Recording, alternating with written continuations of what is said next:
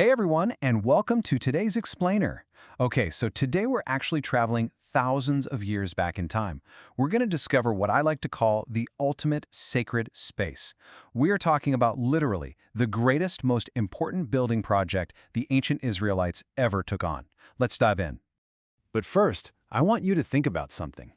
Have you ever built, an absolutely epic blanket fort right in your living room? Or maybe you've created a super special hideout in your bedroom. You know, the kind of place, somewhere you feel completely safe, really happy, and just peaceful. Well, thousands of years ago, the ancient Israelites needed to build a very special safe space too. But here's the twist. This one actually wasn't for them. It was a perfectly holy space built entirely for the Lord. They called this sacred space the Tabernacle. Basically, it was a beautiful, holy tent. See, because the Israelites were traveling around in the wilderness, they really needed a temple that they could, pack up and carry right along with them. So the Lord commanded the prophet Moses to build this incredible, movable tent so that his presence could dwell right there, right among his people. Now you might be wondering, how in the world did they get all the supplies to build this? I mean, the Lord didn't just snap his fingers and magically make the materials appear out of thin air, right? Instead, if we look in Exodus chapter 35, Moses actually asked anyone with a willing heart to bring the absolute best things they owned to build this sacred space. And man, the Israelites totally delivered.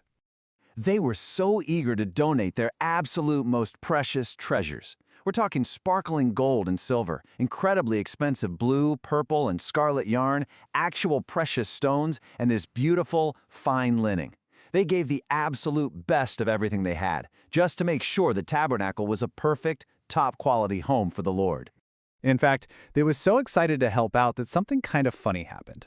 According to Exodus 36, the workers actually had to go to Moses and say, "Hey, the people are bringing way more than enough."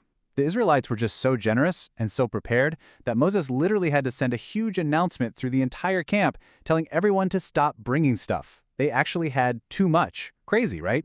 Okay, so to turn all those amazing materials into the actual tabernacle, the Lord called on two master builders, Bezalel and Aholiab. But here's the cool part. They didn't just rely on their own natural talents. The scriptures tell us that Heavenly Father blessed them. He literally filled them with the Spirit of God and gave them special wisdom. This divine help is exactly what gave them the amazing skills to carve the wood, set all those glittering stones, and weave those beautiful fabrics perfectly. So the absolutely crucial point to remember here is that everything, and I mean everything about this tabernacle, had to be holy. We're not just talking about the tent itself. It was the furniture inside, the altars, and yes, even the clothing the priests wore. Exodus 39 tells us they even made a special crown out of pure gold for the high priest, and right on it, engraved like a beautiful signet ring, were the words, "Holiness to the Lord." Everything had to be perfectly clean, reverent, and completely prepared. And you know what? Because they prepared so carefully and really gave with such willing hearts, something totally miraculous happened. When this perfectly clean tabernacle was completely finished, Exodus 40 tells us, "Then a cloud covered the tent, and the glory of the Lord filled the tabernacle." The Lord actually rewarded all their reverence and preparation by filling that sacred space with his glorious presence.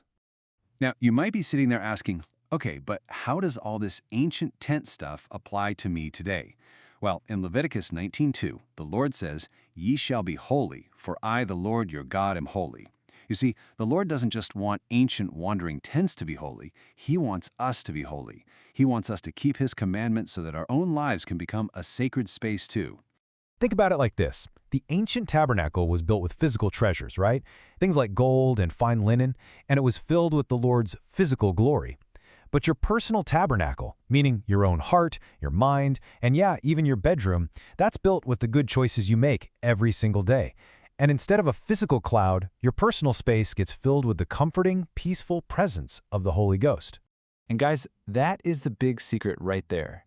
Just like that ancient cloud of glory, the Holy Ghost absolutely loves a clean, reverent, and prepared space. When we try our very best to keep our thoughts and our actions perfectly aligned with Heavenly Father's commandments, our personal space becomes this amazing, welcoming home for the Holy Ghost to come in, guide us, and comfort us.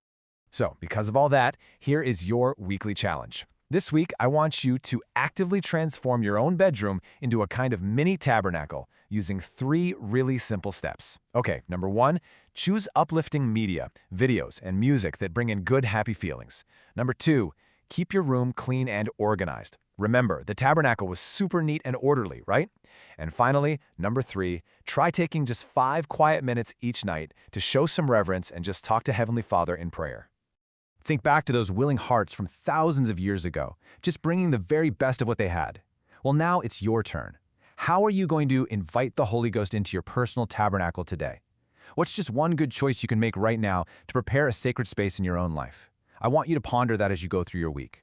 Thanks so much for hanging out with me on this explainer, and I will see you next time.